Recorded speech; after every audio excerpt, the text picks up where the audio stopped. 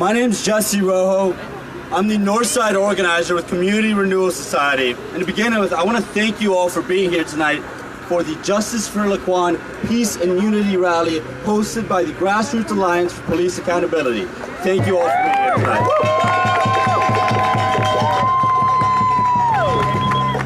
Tonight we are representing a number of different organizations that are fighting different battles with different tactics and strategies, but tonight we are united as we call for justice for Laquan and justice for all our communities that are suffering under a deep division between police and citizens.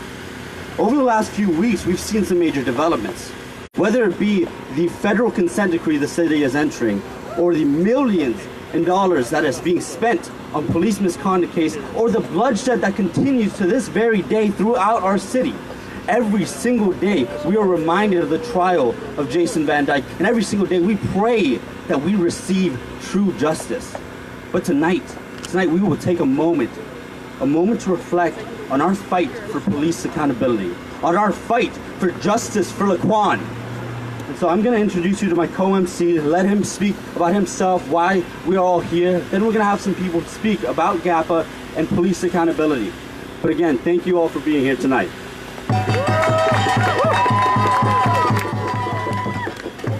Hello everyone, my name is Devontae Boston. I'm 21 years old, a Chicago native. I'm a leader with GKMC, SWAP, and the co-founder of TGI Movement.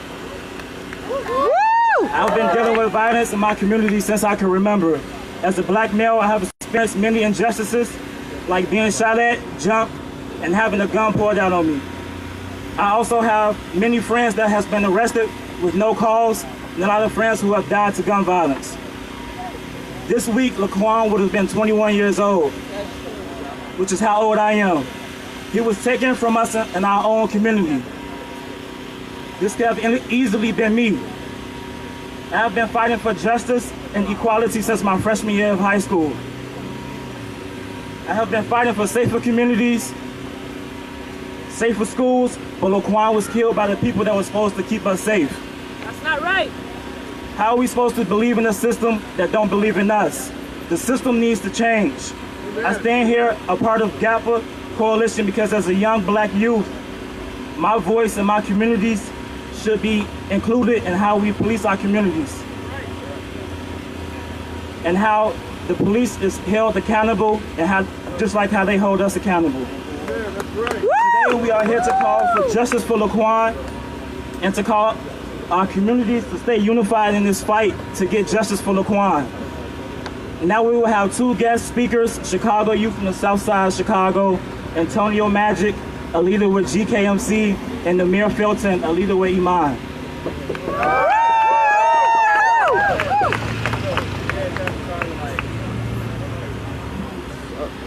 Good evening, everyone. Good evening. My name is Antonio Magic.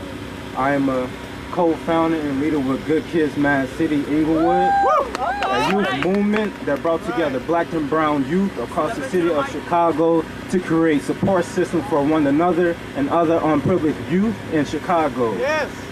To address the destabilizing effect of poverty and violence in our communities by one way of urging our elected officials to invest in our communities, our education and employment in our city.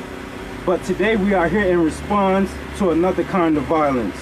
Violence that have us all here today in a pursuit of justice for Laquan McDonald, a then 17-year-old who was not only shot and killed by the police, but was failed by the system. A young boy who had to wait a year for his story to come out.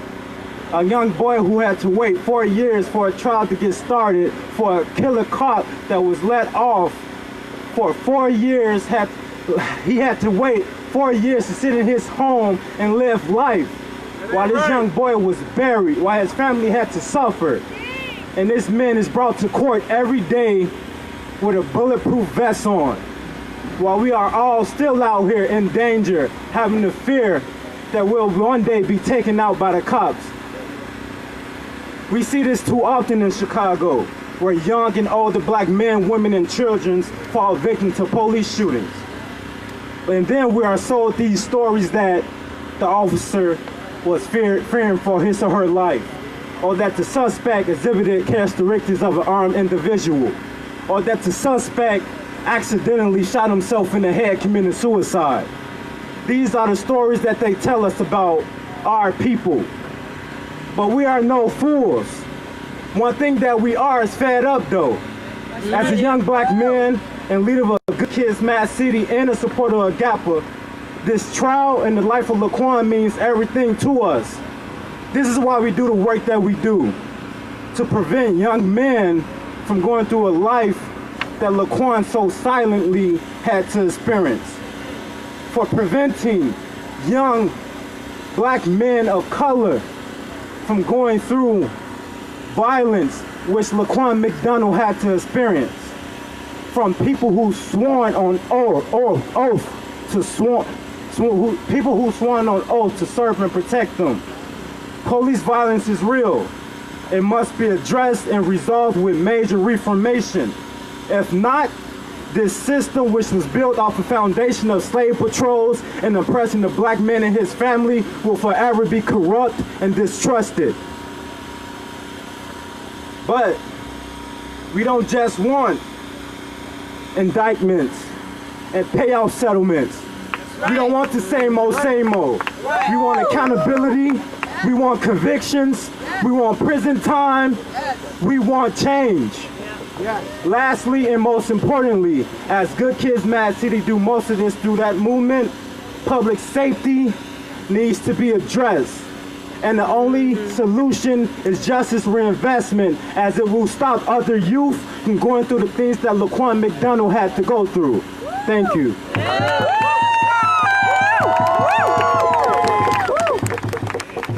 Peace and blessings, peace and blessings. I want to start off with something, because I want to share a little bit more energy, because I'm kind of nervous. So when I say fight fear, you're going to say build power. Fight fear! Build power! Fight fear! Build power! Fight fear! Build power! Thank you, thank you. So my name is Amir Felton. I'm a youth organizer at Iman, located on 63rd in California.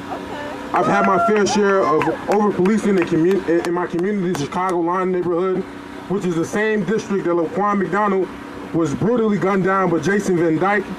This could have been me. Chicago has spent $600 million in settling unlawful death lawsuits. The city spent $95 million on a police academy, $95 million on the police academy in Garfield Park. But we have schools closing. We have community Chicago police within our CPS schools on the south and west side. We need to call for action. We need to call for unity. We are on the eve of an eviction, positive and negative. We will bring change within our communities. We must all unite for accountability. We demand a civilian-led oversight committee. We should not be fearful of stepping up within our communities. We will fight fear with power, the power to hold CPD accountable, the power to unite ourselves over the violence in our own communities, use this emotion of anger to organize, to be more we should have tactics in our addressing the systems that would take away, that has taken away our power and keep producing the same outcome. Producing that same outcome of shooting young black men in the streets and something that we need to change and something that we need to come together and unite on. So when I say fight fear, we're going to say what? Build power. Fight fear. Build power. Fight fear. Build power. Fight fear. Build power. Thank you, thank you, thank you.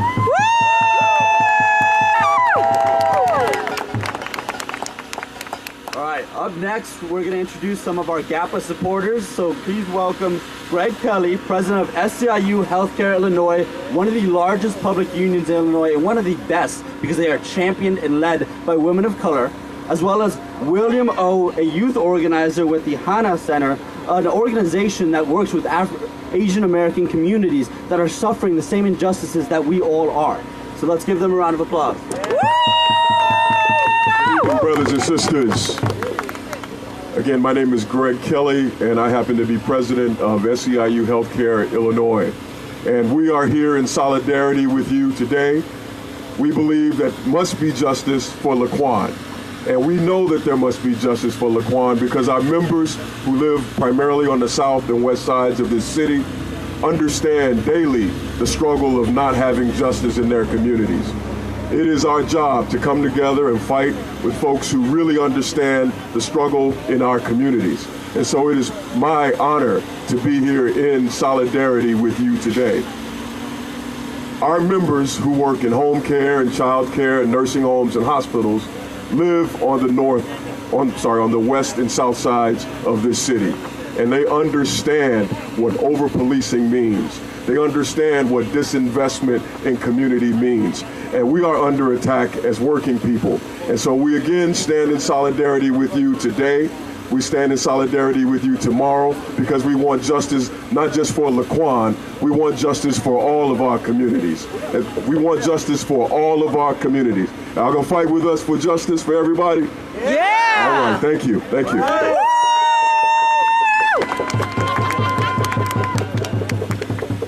Good evening, everyone. My name is William O, and I'm the youth organizer with Hana Center, where we serve and organize Korean, Asian American, and multiracial immigrant communities in the city of Chicago and the suburban area. Hana Center is a proud member of United Congress Community and Religious Organization. We are here today to show our strong solidarity of Asian American and immigrant communities with other communities of color for the issues around racial justice, police brutality, and especially justice for Laquan and justice for all people. Police brutality, mass incarceration, and the terrorizing of black and brown communities, and the detention, terrorization, and deportation of immigrant communities are all interconnected. Let's be clear, none of us are free until all of us are. We are unapologetic in calling for justice for Laquan, and we are also unapologetic in our belief that a prison conviction is not the completion of justice, because we cannot depend on the same institutions that terrorize our communities for the justice we seek and deserve. Rather, we must come together as one to fight for systemic change and reimagine our society in order to ensure justice for every member of our society, not just a select few. We're fighting for a future where every person can live with full citizenship, dignity, health, and love. Justice for Laquan!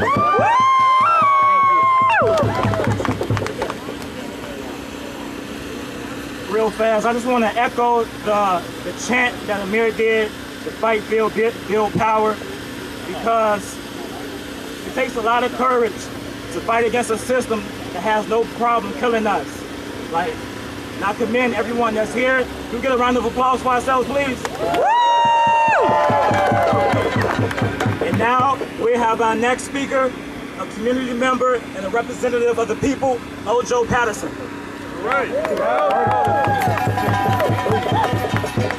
Good evening, guys. Good evening. Good evening. Again, man, I just want to thank you guys for coming out, man. And I know this is bigger than everybody here. All together, man, this is what it's about. Us being on the court, but not only want to each other, but for equality. And I think oftentimes we get off into, social justice. We get off into these huge labels that we forget about some of the most important things that make us who we are as a people.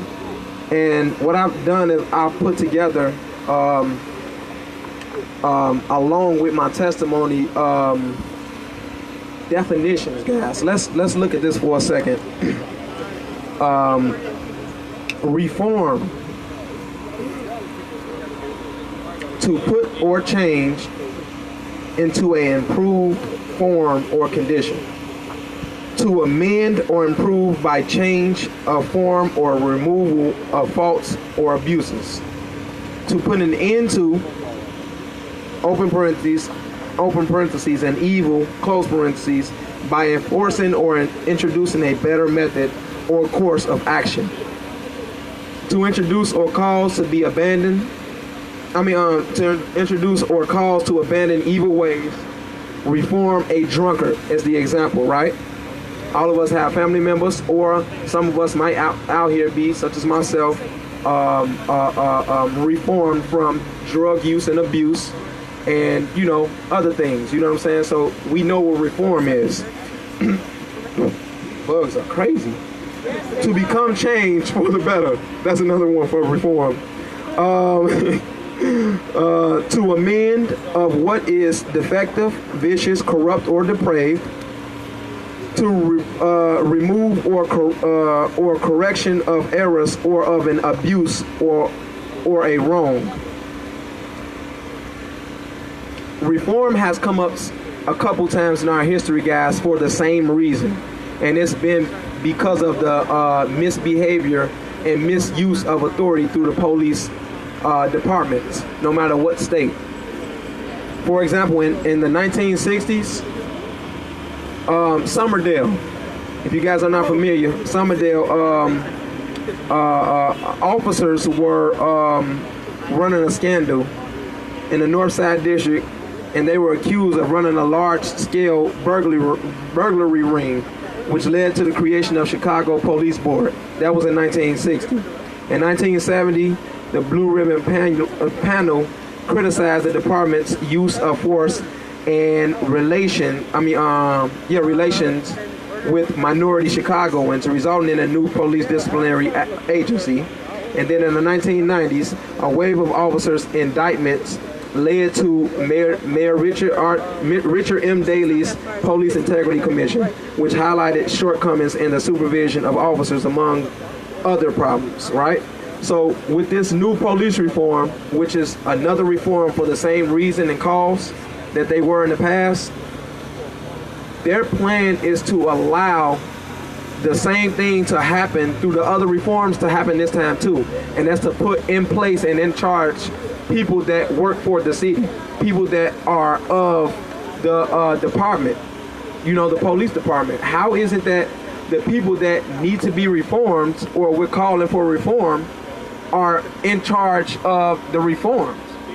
How is it that they're in charge of what they're supposed to be held to a certain account to? You can't be in charge of. It's just like I was once in Cook County Jail. If you guys don't know, I was incarcerated here, and there's something called a grievance. You can put in a grievance on, you know, officers mistreating. You can put in grievances for anything, right? But the grievances have to go through the same officers that you pass them to. They have the right to read the grievance and throw it right in the garbage. You see what I'm saying? So that's basically what I feel and what we feel as a people has been going on all this time. We've been giving charge to the same people that's supposed to be reformed. You know, and then another thing I you know, in social justice, it's a state or doctrine of egalitarianism. Now that's a huge word, not because it's long, because it has like almost 20 letters, but it's a huge word because egalitarianism is basically what we're out here for right now. It's a belief in human equality, especially with respects to social, political, economic affairs. A social philosophy advocating the removal of inequalities among the people, the doctrine that all people are equal and deserve equal rights and opportunities. This word equality, guys, is so big, and it's what never gets spoken about. Like, we march justice all the time, but without equality, it doesn't matter what we march. You know what I'm saying? We talk about civil rights, but human rights should be at the front and uttermost part of the black and white law that the judges read by. How are you looking at me more as smaller than black and white than, you know, like I'm a human, I'm a breathing, bleeding human being? How is it that I'm not bigger than black and white? Or that I can't be seen to a certain degree or standard because of my wrongdoing, right? Even for people who do wrong things and serve their time to, you know, the prison system and get out, you know, they're not given the equal rights that everybody else is given. You know, they tell you that you can't even vote when you get out of prison. Like, it's about equality, man. And I think that on every level, that people should be given that respect of equality, that their amendments should not be violated. We're getting amendments violated every day, guys, and it's because of equality. And outside of equality, it's just a system that's bigger than anything that we can ever comprehend. You know what I'm saying? It's way bigger and deeper than just us, guys. So this, what we're doing, this groundwork that we're doing, man, this is an amazing act on behalf of the people. People that are here now and the millions and billions of people in the United States that are not here. This is a huge act, guys. So we just, it's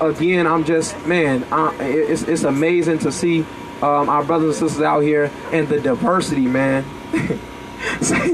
Satan can't get through this, man. We got people of all different ethnicities and nationalities out here right now, guys. I think y'all should zoom in, turn these cameras around, man, and put the cameras on each other, man. We are all out here, man, and this is what's really gonna make the difference, because Satan comes to kill, steal, and destroy, divide, and conquer. If he can't get through us, if he can't weave through us and single out people that's gonna sell out or do something wrongfully to the people, man, he's defeated, man. So I really encourage that we keep coming out and that we invite others out, man. This is awesome. I love you guys. Another thing I wanted to mention, and I don't want to be super duper long, the same thing that happened to Laquan McDonald on October the 20th, 2014, happened to me a few months prior on August the 16th, 2014. I was incarcerated literally 2 months before him, 2 months and 6 days to the date. And I end up living for the same thing. I got my life threatened by 2 officers, wrongfully pulled over, discriminated against, racially profiled, you know, came up with every excuse in the book. But because I was with an organization called CRS, Community Renewal Society, man, these people, man, really stretched me, man. All I did was tell them the law. And they got mad, you know, 2 white officers. They see a black brother with a background and tried to put me back asunder. But the Lord said, no. I told them that after they got done beating me up and putting these 200 grams of dope on me, saying that I beat them up and resisted arrest, I still told them, and then put a gun to the back of my head and told me I should kill you. I think the only reason that it didn't happen is because it was witnesses out there looking at it directly. You know what I'm saying? So, it's bigger than us, guys. I told them even through that, my Lord is going to redeem me. 3 days later, CRS came and got me, y'all. CRS made me the first fruit to, you know, actually stepping out in action. When you see them shirts that say faith in action, they actually put their action to their faith and came and got a brother that they knew was innocent. So I just want to thank CRS again, man, and let's do the work. Let's continue to show up and show out, guys. God is doing something behind the scenes. God bless you. Love you.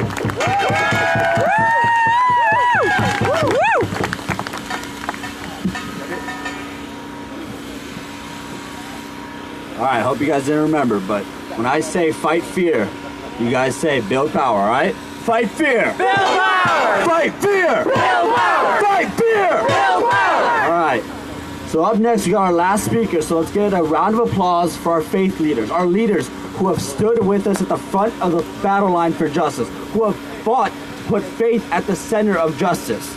Let's give a round of applause for Rabbi Lauren of Mishkan, Chicago, as well as Reverend Samuel Paul, an associate pastor at Greater Pleasant Green Missionary Baptist Church. Right.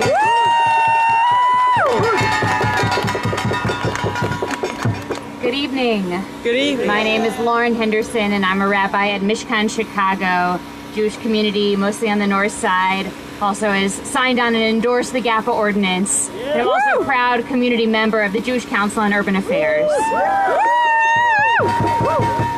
In our history as Jews, we have known, unfortunately, what it has felt like to not be able to trust those who are put in positions of power to protect and serve the communities around them. We have known what it has felt like to not be able to trust those people in positions of power. And now here in Chicago in 2018, we are here standing in solidarity as part of the chorus of thousands of voices of people throughout the city who are demanding transformational change and police reform here in Chicago. And we are asking for better policing and true justice for communities of color, which includes a number of Jews of color who are in our very own communities. We're in the middle of a Jewish holiday now called Sukkot. which is a time when we remember when our ancestors traveled through the desert and built temporary shelters as homes. And during this time, it's when we embrace our own vulnerability and our own fragility as human beings. And we ask for blessings of peace and protection and safety. So I want to close with a prayer for all of us. Ufros aleinu sukat shlomecha. God, spread your canopy of peace over all of us, over these people here today, over the city of Chicago, so that no more lives like Laquan McDonald's are lost to police violence. And let us say, Amen. Amen.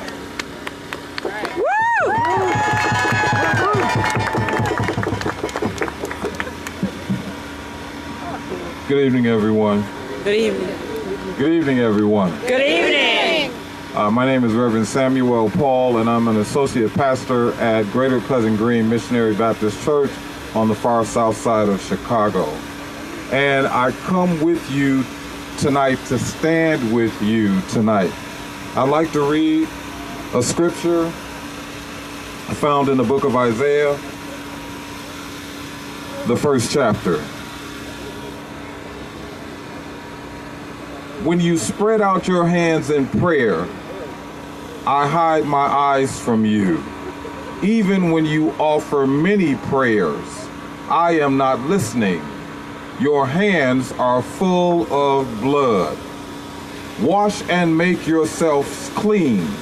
Take your evil deeds out of my sight. Stop doing wrong. Learn to do right. Seek justice. Defend the oppressed. Take up the cause of the fatherless. Plead the case of the widow. Come now, let us settle the matter, says the Lord. Laquan McDonald died at the hands of police officers who really didn't care about black bodies. Really didn't care. Laquan McDonald's murder was a modern day lynching. And I say that because his body was riddled with bullets. This week, a forensic pathologist testified for the defense that there was one bullet that tore through Laquan McDonald's heart, and that was the fatal bullet. But there was other testimony that said Laquan McDonald was alive to experience all 16 shots. The forensic pathologist said the other 15 bullets, the other 15 shots were immaterial. Imagine that. Somebody shoots you 15 times and all of those shots that tear through your body and break your bones and damage brain tissue are immaterial. Imagine that. As Laquan McDonald lay there defenseless, dying on a cold street in the city of Chicago, blood gurgling, he's struggling, trying to breathe, and the police officers who shot him simply stood around to watch, offering no aid, offering no assistance. Yes, his murder was a modern-day lynching. In the United States of America, there are over 4,000 recorded lynchings. I serve a God who stands with the oppressed. I serve a God that seeks justice. But in the United States of America, over 4,000 lynchings. Folk went to church and came out of church and hung black bodies on bridges and in trees, cutting off their fingers one by one, cutting off their toes one by one. If they were men, cutting their testicles, castrating them. If they were men, tarring their bodies, and yes, setting their bodies on fire. But that wasn't the least of the indignities, because their bodies were riddled with bullets. Not just 16 shots, not just 30 shots, but 50 to 100 shots. These were black bodies in the United States of America, and that's why I consider Laquan McDonald's murder a lynching. But I have no fear, because we stand with and serve a God of justice. God will avenge Laquan McDonald's murder. I have no doubt about that. So we don't need to go through periods of consternation. We don't need to go through periods of fear. The Word of God in Philippians, the 4th chapter, reminds us that we need to be anxious for nothing, but through prayer and supplication, with thanksgiving, thanking the God of justice, we can make our requests known. And that God that we serve will give us a peace that passes all understanding. So let us not agonize. Let us organize. So I need you to repeat after me.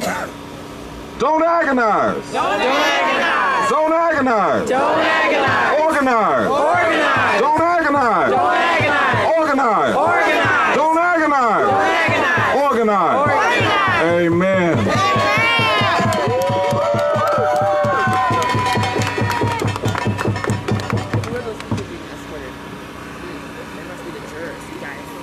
Tonight we heard various testimonies from people that has been affected by violence and unjust policing in their communities. When we leave here today, it is our job to continue this fight. For those in power, our aldermen and our mayor, Laquan's tragedy happened on their watch. And it's their responsibility to fix it. Right now, they stand in the position and they have the opportunity to make the change. So do it.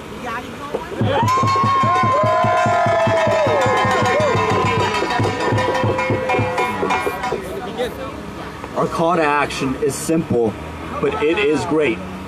We must demand that this mayor, that this city council hears our voices and that they advocate for real transformative change in Chicago policing. That they will vote for the GAPA ordinance, an ordinance that has 23 votes.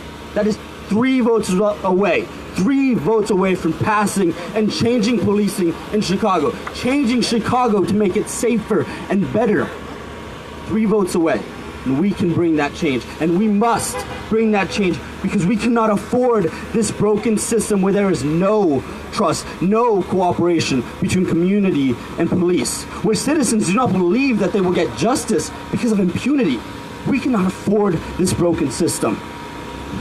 Our communities cannot afford more loss of life. Our families cannot afford more pain and suffering. The good police we always talk about cannot afford any of this. We need change, and we are so close to getting it. We are 3 votes away from getting it. And that right there is the beauty of this all. Because we will take action. Every single of us will take action, and we can be that change. As we close out tonight, I hope every single one of you gets home safe, but I also pray that every single one of you tonight is awakened to the leader within you. Because only when we are awakened to not just the injustices around us, but to the leader within us, will things change. Only when we stand together, stand up and stand for justice, will justice be brought and justice will come. We are so close, and each and every one of you can be that difference. Each and every one of you can be that difference. We can be the difference together. We can be the difference between a world as it is, a world where a child can be shot dead, or a world as it should be, a world with love and safety, a world of justice. We can bring that world. Together we can bring it. So again, I want to thank you all for coming here. Thank you all for standing for justice, for crying and praying and calling for justice. Thank you. God bless you all. And before we go, if we can simply come together and take a step back so that we can take a photo and show the world that we are standing for justice. And before you head out, if you could take a 1-pager that shows how you can take action on this ordinance, how you can be that change that is needed in Chicago. Oh. If you can do that, all I have to say is God bless each and every one of you. Thank you. So, can I get everybody to take like 5 big steps back? 5 big steps back. Thank you. Now let's get a little tighter. Let's get a little tighter. What do we want? Justice! Now! What do we want? Justice! When do we want it? Now! What do we want? Justice! When do we want it? Now! What do we